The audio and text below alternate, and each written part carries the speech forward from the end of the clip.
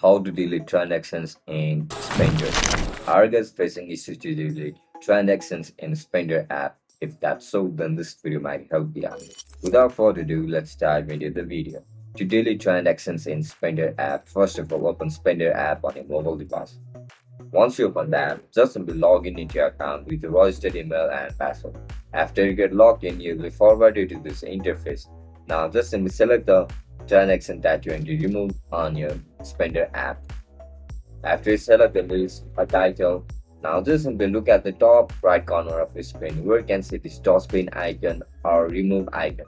Click on it. After you click on it, tap on OK. After you click on OK, your transaction will be removed on Spender app. And that's it guys, that's how you're going to remove transaction on Spender application. If you guys found this video helpful, don't forget to like, share and subscribe to our channel. I'll catch you up in the next one. Bye bye.